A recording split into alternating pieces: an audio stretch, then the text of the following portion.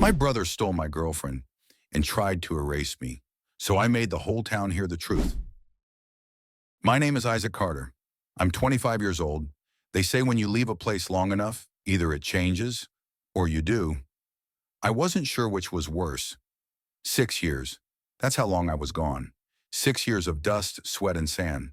6 years of following orders, sleeping with one eye open, waking up in places that didn't want me, but still felt more honest than this town ever did. Now I'm back. Back in the same little southern town I swore I'd never see again. And the funny thing is, nothing's changed.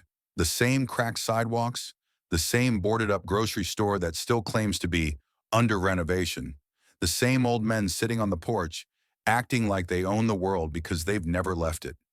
Even the air smells the same, like honeysuckle and diesel fuel. But maybe I'm the one who's changed. I walk past the high school football field. The stands still creak in the wind. The scoreboard still doesn't work. My name used to be on a banner up there. Isaac Carter, All-State defensive back. They took it down the year I left. Guess they didn't want to remember me after all. I step into the coffee shop. The bell above the door jingles like it's stuck in time. Same yellow walls, same chalkboard menu. Same awkward silence when I walk in. I see her before she sees me. Leah. She's standing by the window, holding a to-go cup with both hands like she's cold. Even though it's nearly 90 degrees outside, her hair's a little shorter now, softer.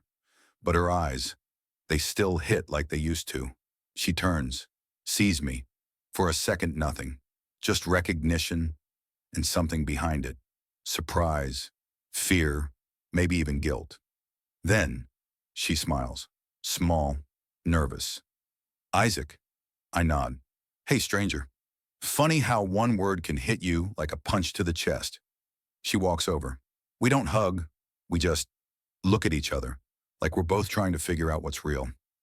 I heard you were back, she says. Just got in yesterday. You look different. I feel different. We sit at a table in the corner, the same one we used to take after school, back when we were just kids pretending we understood love. We talk about safe things, weather, work, the town.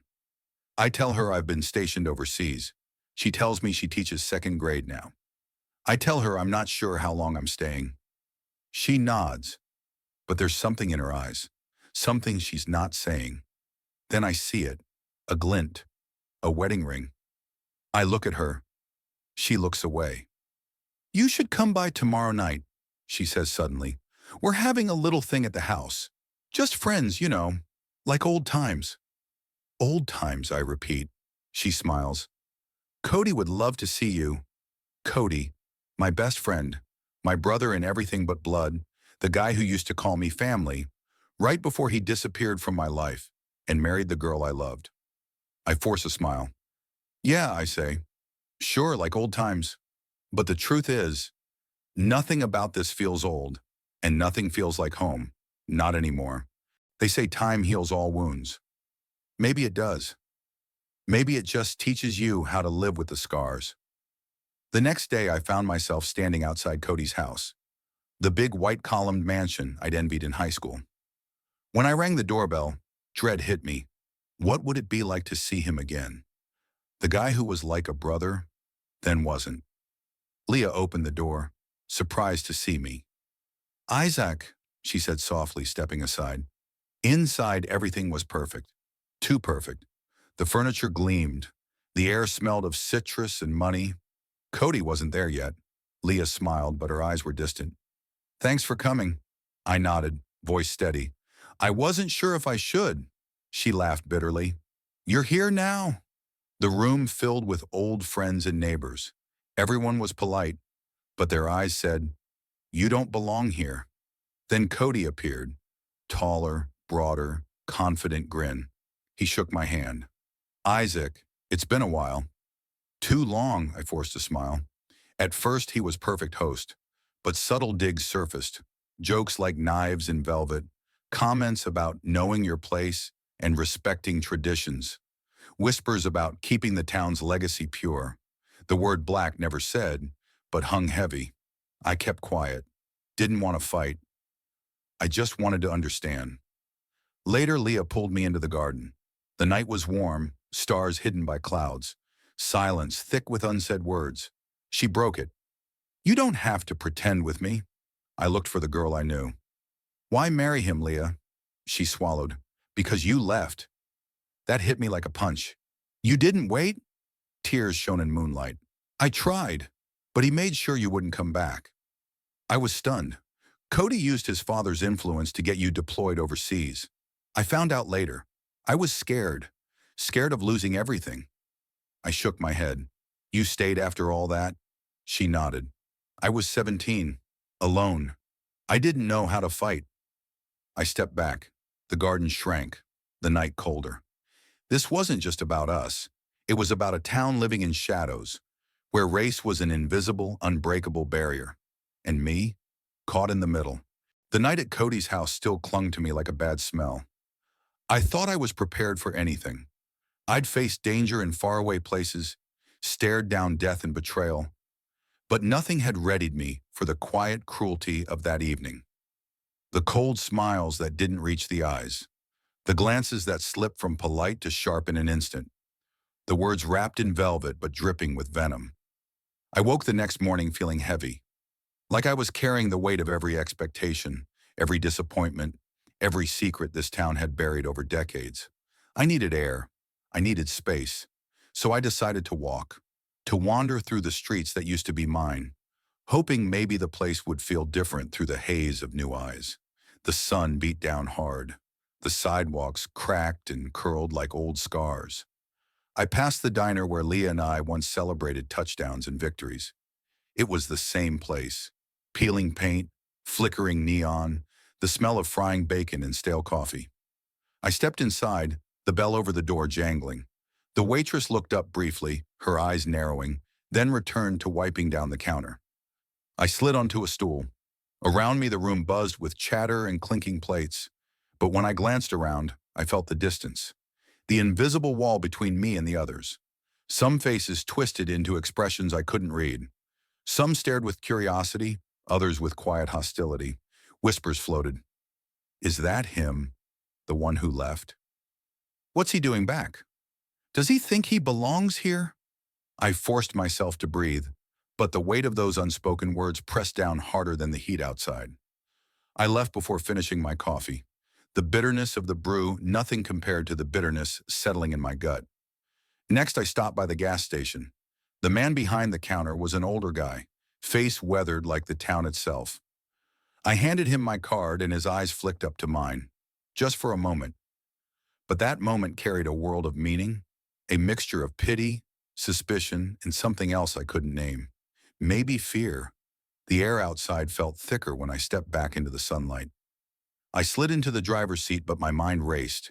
Cody's words from the night before kept echoing.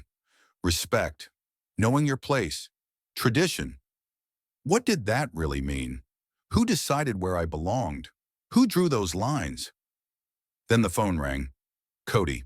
Isaac, I want to talk. I hesitated.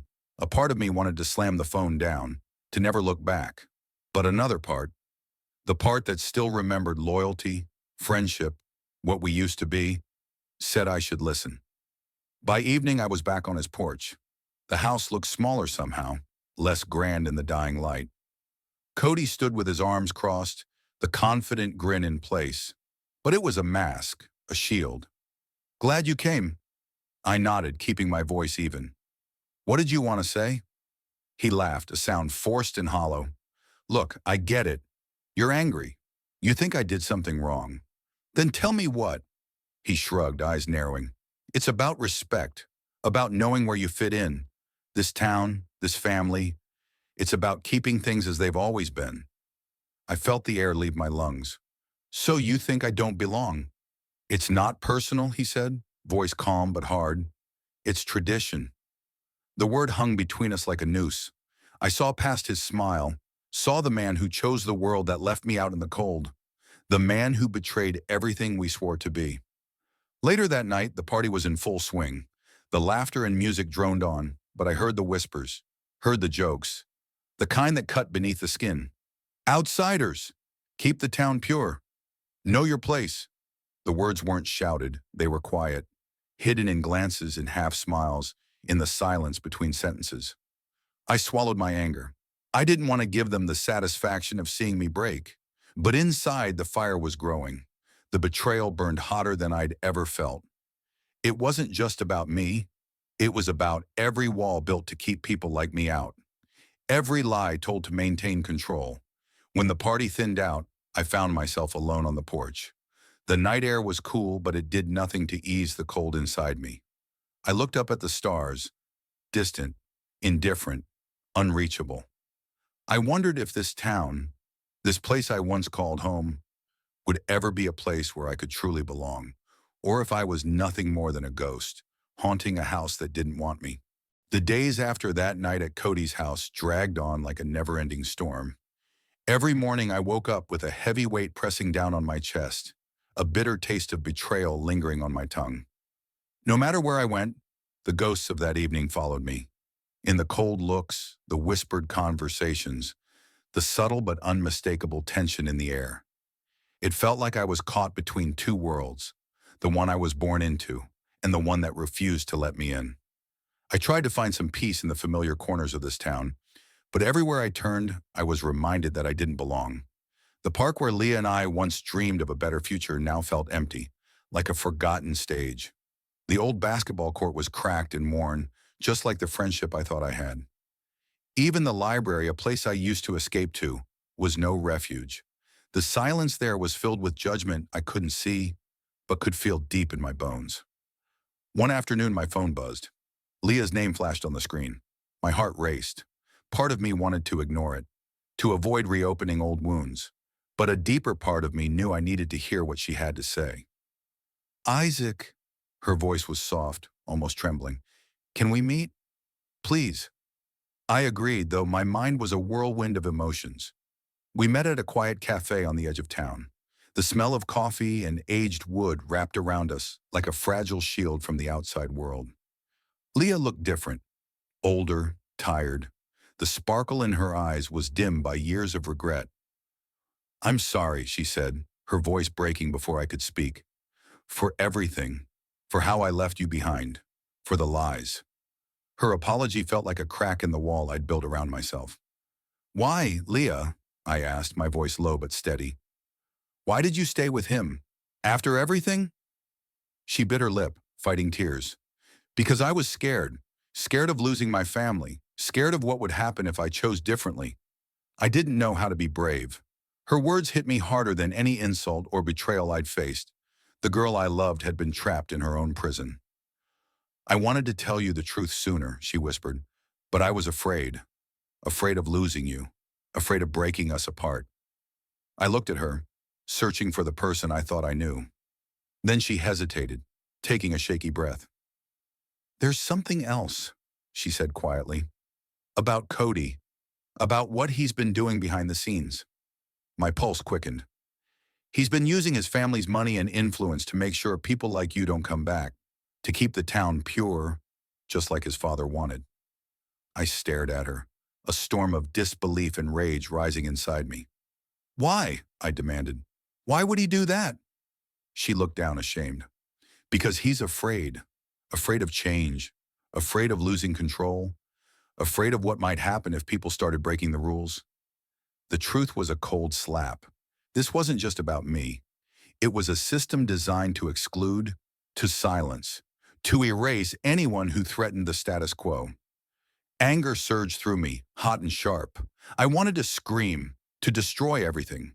But all I could do was sit there in silence, feeling more alone than ever. That night I wandered the empty streets, the chill night air brushing against my skin, but doing nothing to cool the fire burning inside. I thought about the promises I'd made to myself, the dreams I'd dared to hold on to despite everything. I realized then that staying silent was no longer an option. I had a choice: fade away like they wanted, disappear into the shadows, or fight, to break down walls, to shatter lies, to reclaim what was mine. And as I looked up at the distant, indifferent stars, I knew this time I wouldn't be fighting alone, because the fight wasn't just mine anymore. After that night with Leah, everything inside me shifted. The fragments of my life, shattered by betrayal and silence, started to realign, though not neatly or easily. They fit together, jagged and raw, but they fit. I knew I couldn't just stand by and watch the town I once called home drown in hatred, lies, and fear. It was time to fight back. Not with violence, but with truth, with courage, with every ounce of strength left in me. The first step was finding allies. People like me, whose voices had been muted for too long. Old friends who had drifted away. Strangers who lived their own hidden battles with racism and betrayal. Many were scared, too scared to speak out.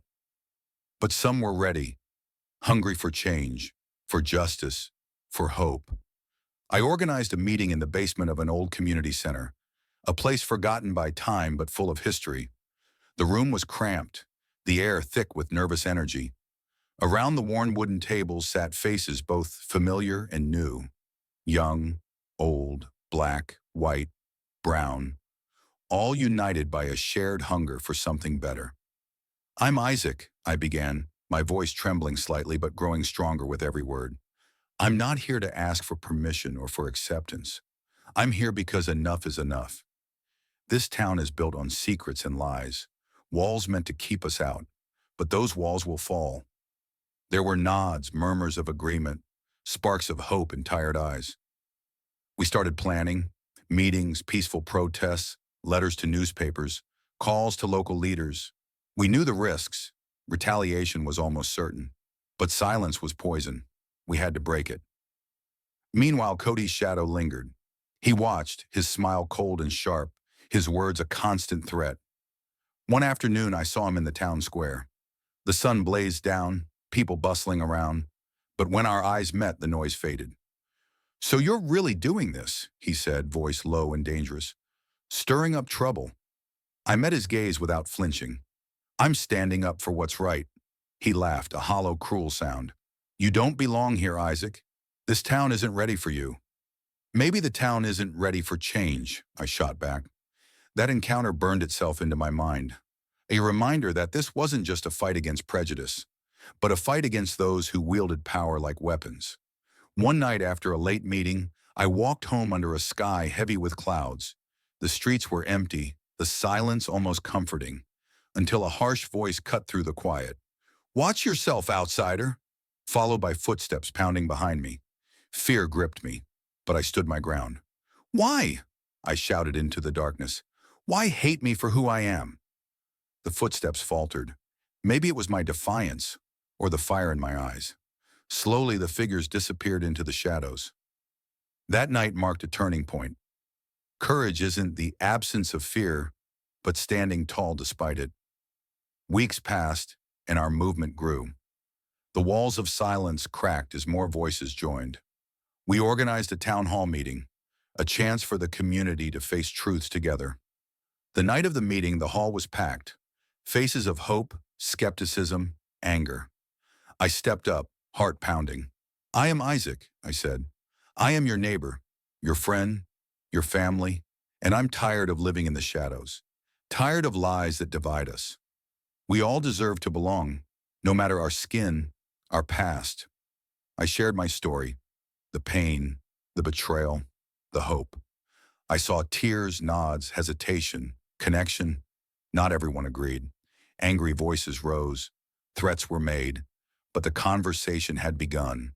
The walls were cracking. As I stepped down, I felt something I hadn't in a long time. Hope. For me, for us all. Because change is messy, painful, slow. But it starts with one step, one voice. This was just the beginning. After the town hall meeting, things didn't magically get better. If anything, the fight got harder.